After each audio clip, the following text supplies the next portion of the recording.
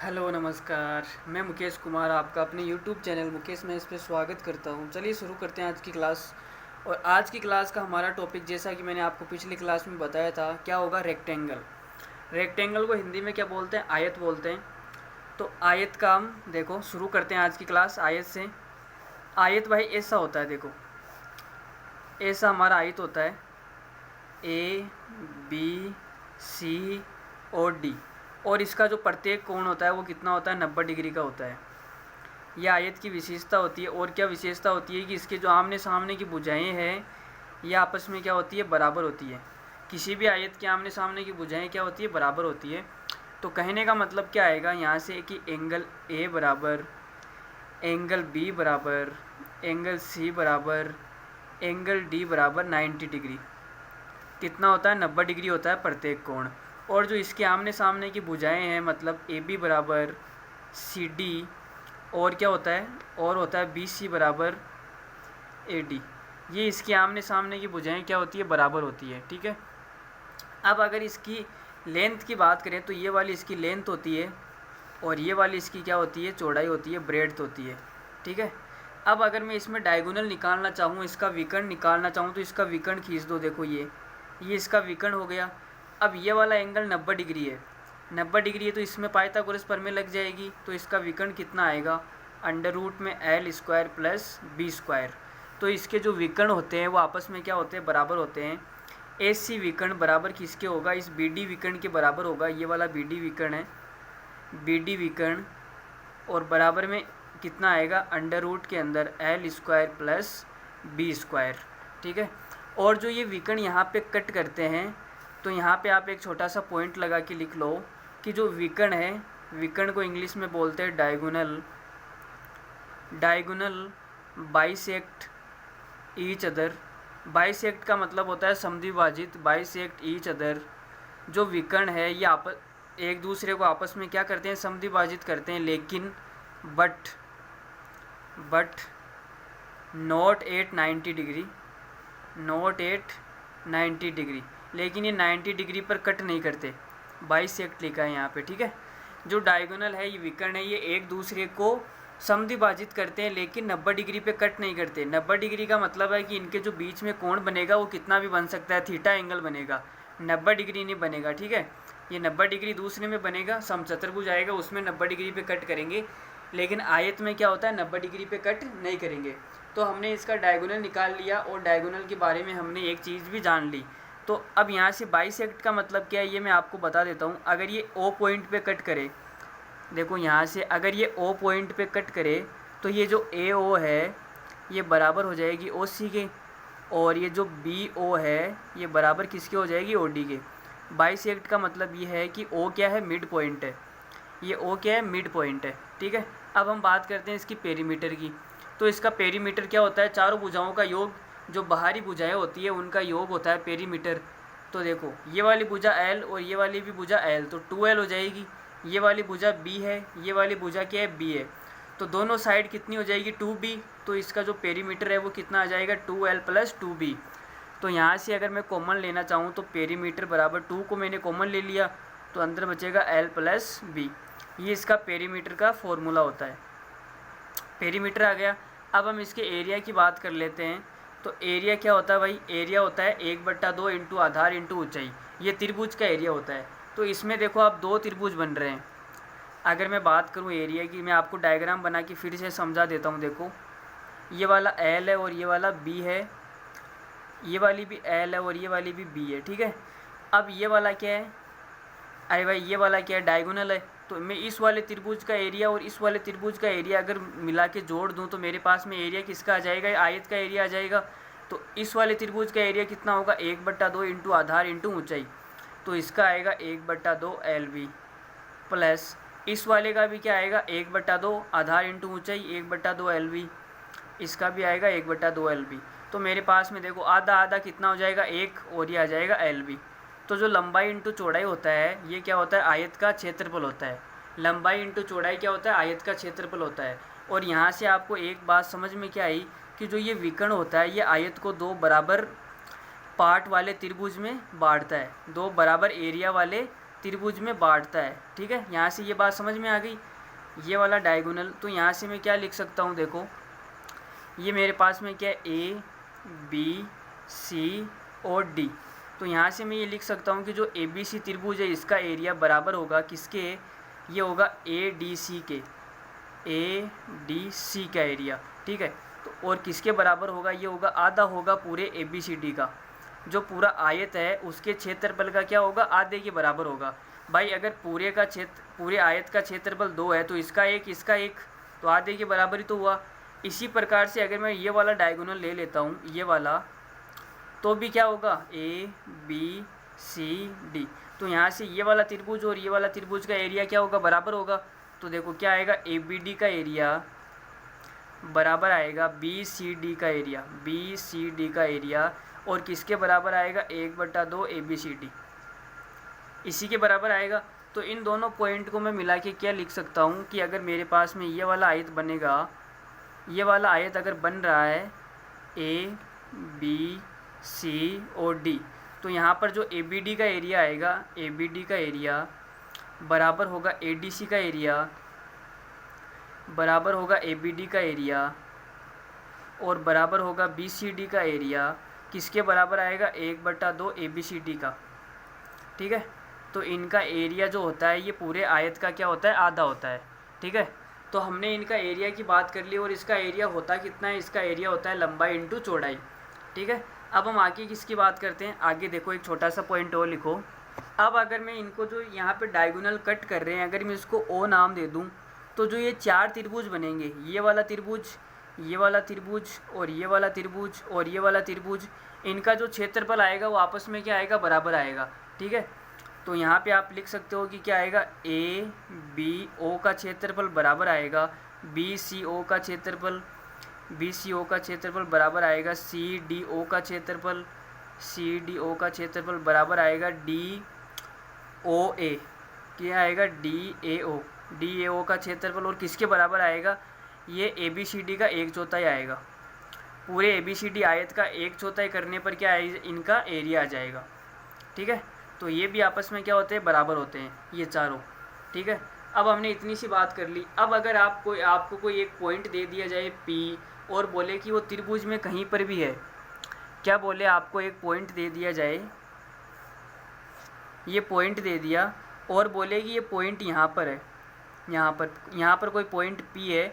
इस P को अगर मैं वर्टेक्स से मिला दूँ, इसको इससे मिलाया, इसको इससे मिलाया, और इस वाले को मैंने इससे मिला दिया, इस वाले को इससे मिला दिया, तो इस P पॉइंट को ये पूरे आयत में कहीं पर भी हो सकता है। ठीक है, अगर इस P पॉइंट को मैं चारों वर्टेक्स से, वर्टेक्स का मतलब होता है शीट्स, अगर चारों शीट्स से मिला दिया जाए, तो मेरे पास में इसका क्या मतलब होता है, इस चीज़ का मतलब ये होता है कि जो AP का स्क्वायर है, AP का स्क्वायर प्लस ये PC है ना, PC, इसको आप CP लिख लो चाहो तो, CP का स्क्वायर बराबर होगा किसकी, BP का स्क्वायर, BP का स्क्वायर प्लस DP का स्क्वायर, DP का स्क्वायर। इस चीज़ को आप याद कर लो, इस पे हमेशा एक ना एक सवाल बनता ही बनता है। इस बार भी इस पे सवाल बना है एग्ज़ाम में। तो ये वाला पॉइंट बड़ा काम का पॉइंट है। इसमें आपको 3 भुजाएं दे दी जाएगी और 1 भुजा आपसे पूछ ली जाएगी। ठीक है, अरे भाई किसी भी 3 की लेंथ दे दी जाएगी और चौथी की भुजा पूछ ली जाएगी कि चौथी क्या होगी। अब ये रिजल्ट आया कैसे, कहाँ से आया, हम उसकी बात कर लेते हैं। मैं आपको इसका प्रूफ भी बता देता हूँ कैसे आया। देखो, तो आप नोट लगा के एक छोटी सी बात भी लिख लो यहाँ पर कि कोई P बिंदु अगर दिया जाए, कोई P बिंदु आयत में स्थित है, आयत में स्थित है, तो यहाँ पे आप नोट लगा लो। तो क्या होता है, देखो क्या होता है, मैं आपको बताता हूँ।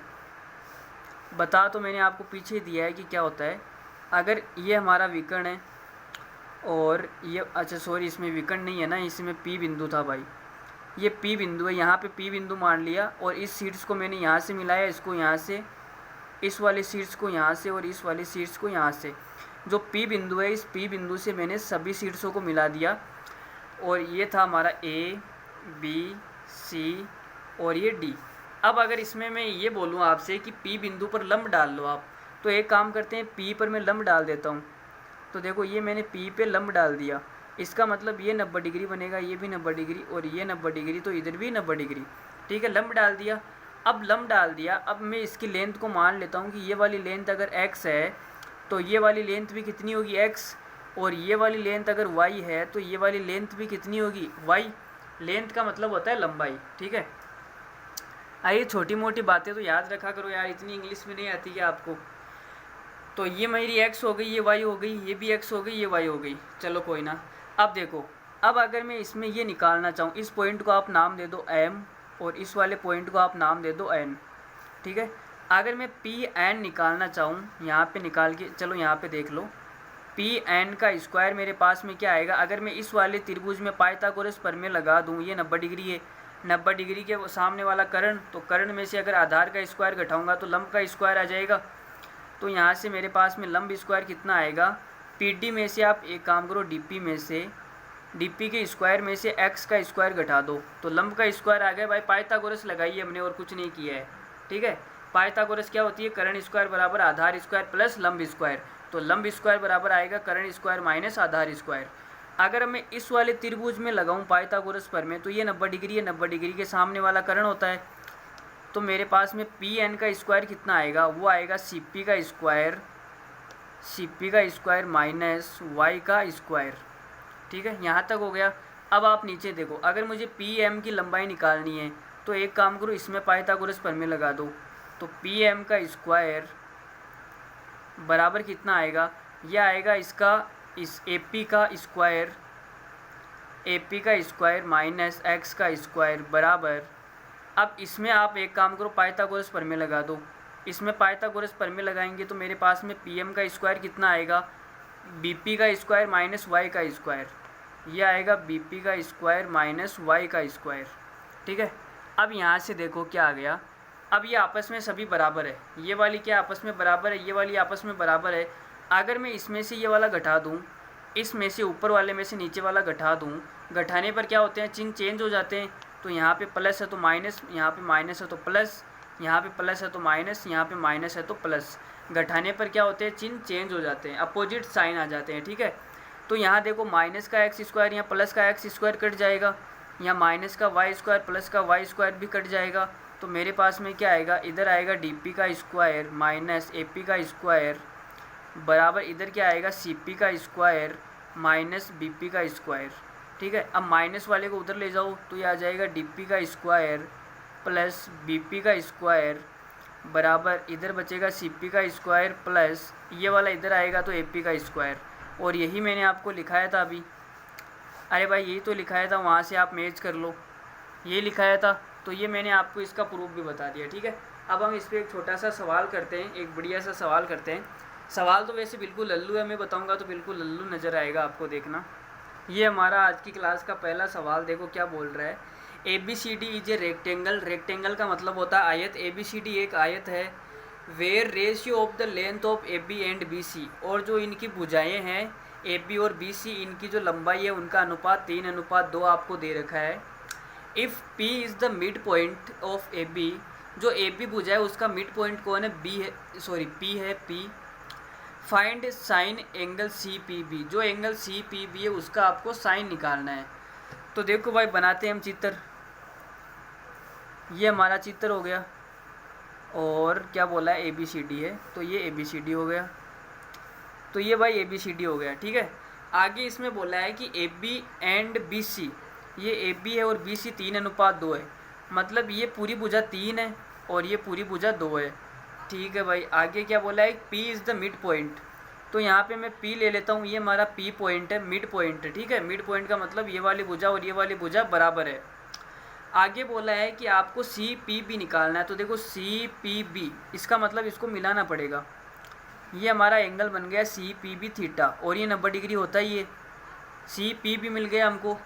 अब सी पी बी को मैंने थीटा मान लिया, तो मुझे क्या निकालना है, साइन थीटा निकालना है भाई, इसका मान मुझे आपको फाइंड आउट करना है।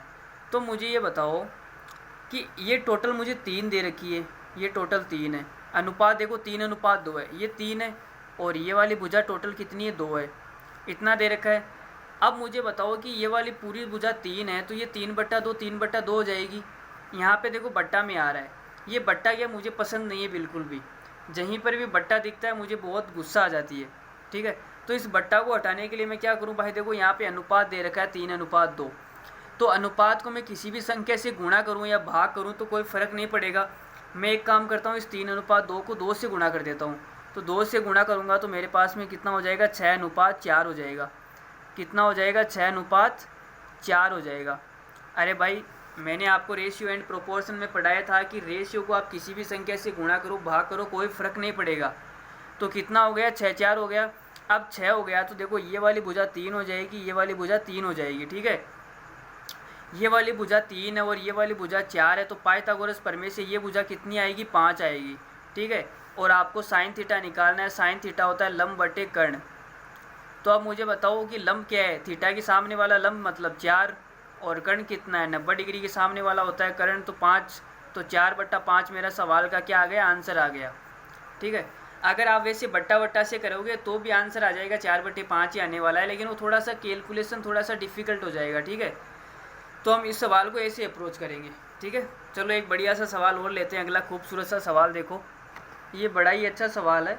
अगर इस किताब का, अगर इस सवाल को आप किसी बुक के अंदर देखोगे तो ये बहुत ही लंबा सॉल्यूशन दे रखा होगा इस सवाल का।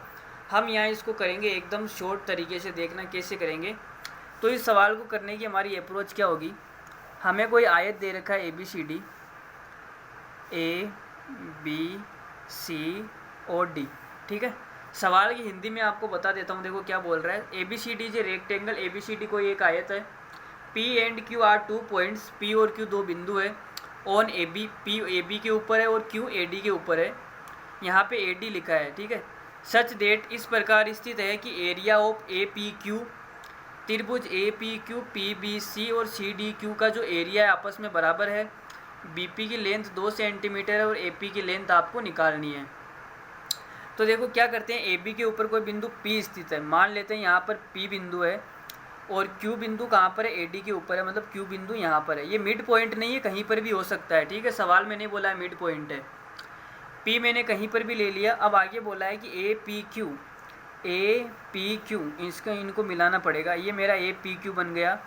आगे बोल रहा है PBC, तो देखो PB और C, इसका मतलब इनको भी मिलाना पड़ेगा, ये PBC बन गया। आगे बोला है CDQ, तो देखो C कहाँ है, CD और Q, इनको भी मिलाना पड़ेगा भाई, तो मिला देते हैं। ये हमारा बन गया CDQ, ठीक है। तो 3 त्रिभुज बन गए, कौन कौन से, पहला तो APQ बराबर है, इनका एरिया बराबर है, ठीक है। सवाल में दिया है APQ PBC बराबर, इसका एरिया CDQ, इन तीनों का एरिया आपस में क्या है, बराबर है। और हमें दिया है कि BP की जो लेंथ है 2 सेंटीमीटर है, इसकी लंबाई क्या है, 2 सेंटीमीटर, ठीक है। अब ये 2 सेंटीमीटर और मुझे निकालना है कि AP निकालना है, तो एक काम करो, AP को x मान लो, x का मान मुझे क्या करना है, निकालना है। तो ये पूरी कितनी हो जाएगी, 2 + x या x + 2 मान लो, तो ऊपर वाली भी कितनी हो जाएगी, x + 2। भाई आयत में आमने सामने की भुजाएं क्या होती है, बराबर होती है। अब मुझे बताओ कि इसका एरिया APQ का एरिया इस BPC के एरिया के बराबर है, तो इनका एरिया बराबर कर देते हैं। तो देखो एरिया बराबर करेंगे, क्या आएगा, एरिया होता है 1/2 इंटू आधार इंटू ऊंचाई, तो इसमें ये 90 डिग्री है तो इसका एरिया आएगा, मैं किस किस को बराबर कर रहा हूँ, APQ का एरिया बराबर PBC का एरिया इसका, तो इसका आएगा 1/2 इंटू आधार इंटू ऊंचाई, आधार कितना x इंटू ऊंचाई कितनी है AQ, बराबर इसका एरिया करूँगा तो 1/2 इंटू आधार कितना है 2 इंटू ऊंचाई कितनी है BC, ठीक है। तो देखो 1/2 से 1/2 कट जाएगा और मेरे पास में क्या आएगा, AQ/BC बराबर आएगा 2/x, कितना आएगा, 2/x। तो मेरे पास में ये मान आ गया, AQ का मान आया 2, BC का मान आया x। तो भाई रख दो AQ का मान, देखो AQ का मान 2 आया मतलब 2, और BC का मान कितना है x, तो ये वाली भुजा x, ठीक है। अब ये वाली पूरी भुजा अगर x है तो मुझे बताओ आमने सामने की भुजाएं बराबर होती है, तो ये वाली भी सामने वाली x होगी, तो पूरी अगर टोटल x है, x में से ये वाली भुजा 2 है, तो ये वाली भुजा कितनी हो जाएगी, x - 2, ठीक है। अब मुझे ये बताओ कि इनका तीनों का एरिया क्या है, बराबर है, इसका तीनों का एरिया बराबर है, सवाल में दे रखा है। तो मैं एक काम करता हूँ, इस वाले का एरिया और इस वाले का एरिया को बराबर कर दूँ, या फिर इसका और इसका बराबर कर दो, किसी का भी कर दो, किसी का भी बराबर कर दो। तो इसका और इसका एरिया बराबर करते हैं तो देखो क्या आएगा, मैं यहाँ पे लिख रहा हूँ कि APQ का एरिया बराबर कर दो CDQ के एरिया। तो एरिया क्या होता है 1/2 इंटू आधार इंटू ऊंचाई, तो 1/2 दोनों तरफ से कट जाएगा। इसका आधार कितना है, इसका आधार है x और इंटू ऊंचाई कितनी है 2 बराबर। CDQ की बात करते हैं तो CDQ देखो x+2 और x-2 कितना हो जाएगा, गुणा करने पर कितना हो जाएगा भाई, a+b a-b x²-4 अब आगे सोल्व करते हैं। देखो हमें तो x का मान निकालना है, तो इधर आएगा 2x, ये बन जाएगा x² माइनस का 2x और माइनस का 4 बराबर 0। ठीक है, यहाँ तक आ गया। अब इसमें द्विघात समीकरण बन गई। तो भाई इसमें कुछ बच्चे क्या करते हैं, इसमें वो लगा देते हैं श्रीधराचार्य सूत्र लगा देते हैं। हमें श्रीधराचार्य सूत्र नहीं लगाना है, हमें क्या करना है, हमें थोड़ा सा यहाँ अपने दिमाग लगाना है। हम यहाँ पे पूर्ण वर्ग विधि से करेंगे, मतलब स्क्वायर बनाएंगे, होल स्क्वायर बनाएंगे। तो देखो x² है माइनस का 2x है, तो यहाँ पर माइनस का 2 AB आता है, 2 आएगा, b की जगह x आ गया, a की जगह 1 दिया हुआ है। तो एक काम करो, 1 ले लो। तो एक काम करो यहाँ से कि x² माइनस 2x बराबर आ जाएगा 4। इधर आप +1 कर दो और इधर भी क्या कर दो, +1 कर दो। दोनों तरफ मैंने +1 कर दिया। तो यहाँ से मेरे पास में क्या बनेगा, x-1 का होल स्क्वायर बराबर इधर बनेगा 5। तो ये कितना आ जाएगा, x-1 बराबर अंडर रूट के अंदर 5। तो x बराबर कितना आ गया, √5 + 1। तो मेरे पास में x का मान आ गया √5 + 1। और हमें x का मान ही निकालना था भाई। ठीक है, अरे भाई इसमें x का मान ही तो पूछा था हमसे, और क्या पूछा था, और कुछ नहीं पूछा था। चलो एक सवाल और लेते हैं, आगे देखो। If LBP length breadth perimeter of a rectangle and BL and AP are in GP। इसमें GP का कॉन्सेप्ट लगेगा, तो मैं आपको GP के बारे में थोड़ा सा बता देता हूँ। अगर आपको कोई 3 पद दे रखे A B C, जो GP का मतलब होता है, GP का मतलब होता है कि पहले 2 का अनुपात बाद के 2 के अनुपात के क्या होगा, बराबर होगा। तो अगर इसमें मैं बात करूँ तो इसमें क्या आएगा, A/B, पहले 2 का अनुपात क्या होगा A/B, बाद के 2 का अनुपात क्या होता है, बराबर होता है B/C। तो यहाँ से देखो इसको गुणा करूँगा तो कितना आ जाएगा, B² बराबर AC। तो GP का मतलब होता है कि जो बीच वाली टर्म है या जो बीच वाला पद है उसका स्क्वायर करने पर बाकी 2 के गुणनफल के बराबर आएगा।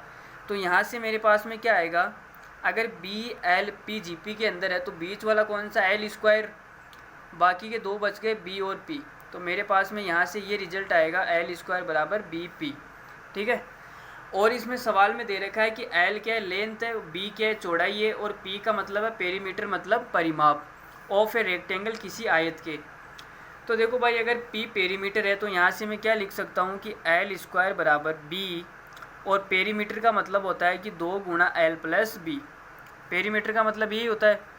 अब यहाँ से अगर मैं इसको आगे सोल्व करूँ तो मेरे पास में बनेगा L² बराबर, इसको अंदर गुणा कर दो तो क्या आएगा, 2BL + 2B², ये आएगा। अब इस 2BL को आप इधर लेके आ जाओ तो आएगा L² माइनस 2BL बराबर 2B²। ठीक है, अब इसमें आप पूर्ण वर्ग बना लो। तो एक काम करो, B² को इधर जोड़ दो और B² को इधर जोड़ दो, दोनों तरफ B² जोड़ दो। तो इधर क्या बनेगा, इधर बनेगा L माइनस B का होल स्क्वायर, और इधर क्या बन जाएगा, 3B²। ठीक है, अब मुझे निकालना क्या है भाई, एक काम करो, स्क्वायर को आप इधर ट्रांसफ़र कर दो। तो स्क्वायर को इधर ट्रांसफ़र करेंगे तो L माइनस B बराबर आएगा √3B। ठीक है, अब B को इधर लेके आ जाओ तो L बराबर आएगा, B इधर आ जाएगा तो जुड़ जाएगा, B कॉमन आ जाएगा और बचेगा क्या, √3 + 1। अब हमें निकालना है L/B। तो एक काम करो, B को आप नीचे लेके आओ तो L/B कितना आ जाएगा, ये आ जाएगा √3 + 1। तो हमारे पास में सवाल का आंसर कितना आया, √3 + 1।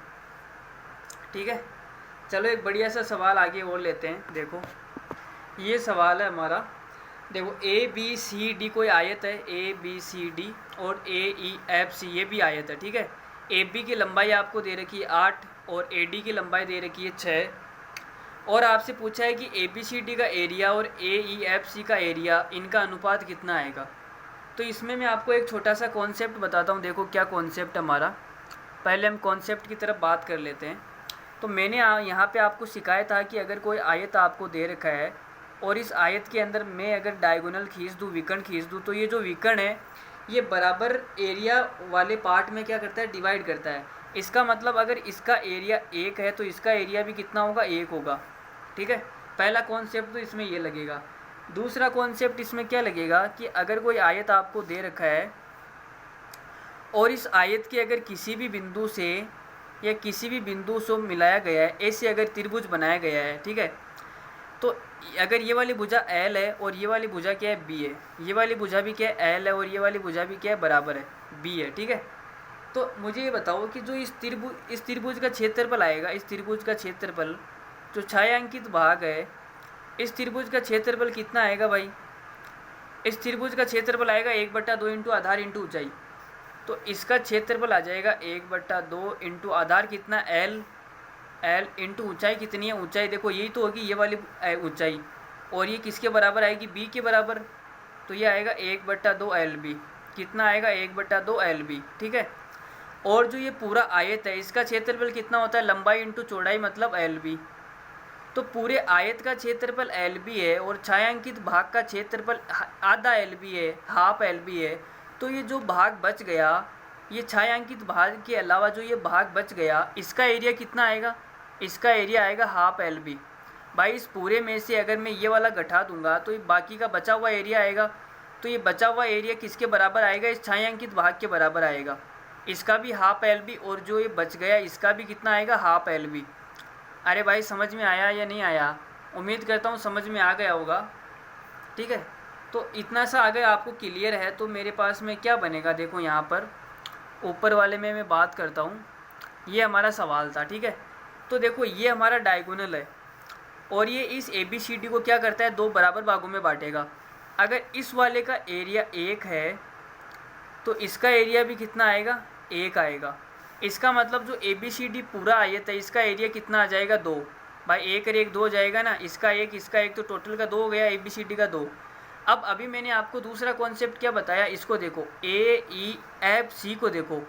अगर इस वाले भाग का एरिया 1 है तो जो बच गया उसका एरिया कितना होगा, उसका भी 1 होगा। भाई इसका हाफ LB होता है और जो बच गया उसका भी हाफ LB, इसका और इसका। तो इसका 1 है तो इसका और इसका इन दोनों को मिलाने पर कितना आएगा, 1। इसका मतलब इस AEFC का पूरा एरिया कितना हो जाएगा, इन दोनों को मिलाने पर 1 आएगा और 1 ये, इसका मतलब 2 हो जाएगा।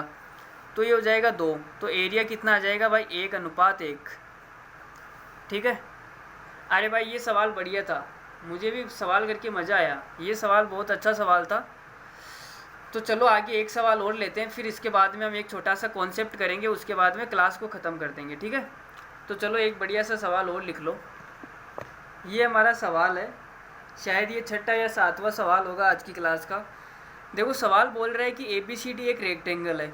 भाई ठीक है, ABCD एक आयत है और O क्या है, सेंटर है। सेंटर किसका, इस वृत्त का सेंटर है। जो सर्किल आपको दे रखा है इसका सेंटर कौन है, O है। ठीक है, AB ग्रेटर देन BC, और जो ये AB है ये बड़ी है इस BC से। भाई वो तो दिख ही रहा है, लंबाई है तो चौड़ाई से तो बड़ी होगी, साफ साफ दिख रहा है। और आगे दे रखा है कि एरिया ऑफ सर्किल बट्टा आयत। जो सर्किल का एरिया है और जो आयत का एरिया है, इन दोनों का अनुपात कितना दे रखा है, दोनों के एरिया का अनुपात दे रखा है π/√3। ठीक है, आगे इसमें दे रखा है कि एंगल OAB, ये वाला एंगल बराबर है EAD के। तो EAD और ये वाला एंगल आपस में क्या है, बराबर है। तो इसको बराबर बराबर मान लेते हैं, मतलब ये एल्फा है तो ये भी क्या होगा, एल्फा होगा। ठीक है, और ये पूरा कोण कितना होगा, पूरा कोण एल्फा 2 एल्फा, और इसको मिलाने पर पूरा कोण कितना आएगा, 90 डिग्री। अरे भाई जो आयत होता है उसका प्रत्येक कोण क्या होता है, 90 डिग्री। तो ये पूरा 90 डिग्री आएगा, ये 90 डिग्री, ये 90 डिग्री, ये 90 डिग्री, सब कुछ 90 होगा, एवरीथिंग इज 90। ठीक है, तो आगे हमसे AE और अनुपात ED पूछा है। तो यहाँ से आप छोटा सा दिमाग लगाओ कि अगर हम कोई भी साइन लेते हैं, कि अगर कोई भी ट्रिग्नोमेट्री अनुपात की बात करें तो यहाँ पर क्या क्या पॉसिबिलिटी हो सकती है। भाई त्रिकोणमिति अनुपात में हम 0 डिग्री पे बात करते हैं, हम 30 डिग्री पे भी बात करते हैं, हम 60 डिग्री पे भी बात करते हैं, हम 45 डिग्री पे भी बात करते हैं, और हम 90 डिग्री पे भी बात करते हैं। ठीक है, हम इतने ही अनुपात पे बात करते हैं। भाई वो आगे की बात है, 120 150 वो तो सब आगे की बात है। लेकिन हम मेनली इन्हीं पे काम करते हैं, इन 5 कोण पर हम मेनली काम करते हैं, ठीक है। त्रिकोणमिति के अंदर मेनली यहीं पर काम करते हैं। अगर मैं एल्फ़ा का मान 0 ले लूँ तो मुझे बताओ कि ये पूरा कोण कितना हो जाएगा, 0 बाई 2 एल्फ़ा 0 हो जाएगा। एल्फ़ा को 0 लूँगा, 2 एल्फ़ा 0 हो जाएगा, ये इतना सा कोण बचेगा, ठीक है। लेकिन ये पूरा 90 डिग्री होना चाहिए, ये इतना सा 90 थोड़ी ना होगा। इसका मतलब एल्फ़ा का मान 0 नहीं हो सकता भाई, इसको हटाओ, 0 नहीं हो सकता। आगे देखो, अगर मैं एल्फ़ा का मान 60 ले लूँ तो ये वाला 60 और ये वाला 60 टोटल कितना हो जाएगा, 120, और ये वाला जोड़ूंगा तो ये तो 90 से कितना ज़्यादा चला गया, लेकिन ये पूरा कोण तो 90 डिग्री है, इसका मतलब 60 भी नहीं हो सकता। अगर मैं एल्फ़ा का मान 90 ले लूँ तो 2 एल्फ़ा हो जाएगा 180, ये 90 से कितना ज़्यादा चला गया है, लेकिन पूरा कोण तो 90 डिग्री है, इसका मतलब 90 भी नहीं हो सकता। अगर मैं एल्फ़ा का मान 45 डिग्री ले लूँ तो ये एल्फ़ा 45, ये 45, 90 हो गया। अगर ये इतना सा 90 हो गया तो ये बीच वाला कहाँ चला गया भाई, ये भी तो कुछ ना कुछ होगा, इसका मतलब 45 भी नहीं हो सकता। मेरे पास में केवल एक ही ऑप्शन बचा। ये हम क्या कर रहे हैं, अनुमान लगा रहे हैं। ये कौन सा मेथड है, अनुमान मेथड है भाई। गेस कर रहे हैं कि क्या हो सकता है, अनुमान मेथड बता रहा हूँ मैं आपको, ये अनुमान लगा रहे हैं, ठीक है, कि एल्फ़ा का मान क्या पॉसिबल हो सकता है। तो केवल एल्फ़ा का मान एक ही पॉसिबल हो सकता है, वो है 30 डिग्री। क्या है, 30 डिग्री। अगर एल्फ़ा का मान 30 डिग्री हो गया तो देखो मेरे पास में क्या बनेगा, ये बनेगा, ऐसा त्रिभुज बनेगा।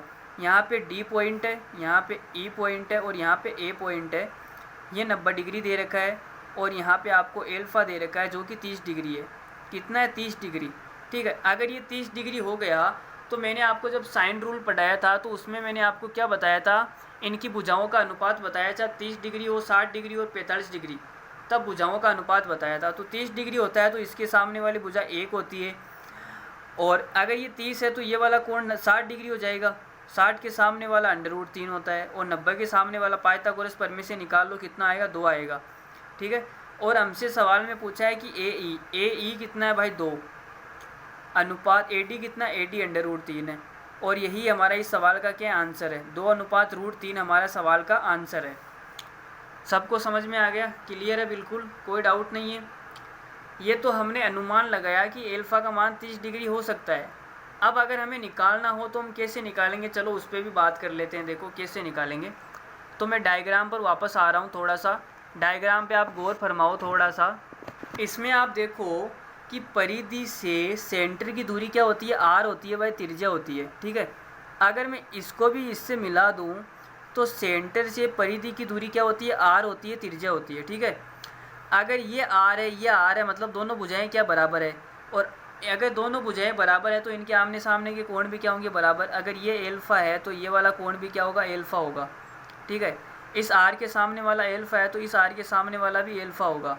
अगर ये 2 एल्फ़ा हो गया और तीनों कोणों का योग 180 होता है तो ये कितना हो जाएगा, 180 माइनस 2 एल्फ़ा, कितना आ जाएगा, 180 माइनस 2 एल्फ़ा। अब मैंने इसको एरिया निकालना आपको सिखाया था कि अगर कोई भुजाएं इधर दे रखी है और इनके बीच का कोण दे रखा है, मैंने आपको क्या बताया था शुरुआत में जब ट्रायंगल पढ़ाया था, तो मैंने आपको ये सिखाया था कि ये वाली भुजा x है और ये वाली भुजा y है और इनके बीच का कोण थीटा है, तो इसका एरिया कितना आएगा, 1/2xy साइन थीटा। भाई इसका एरिया यही तो आएगा, तो हम इसी से एरिया निकालेंगे। देखो इसका एरिया कितना आएगा, AOB, या इसको आप मान लो OAB।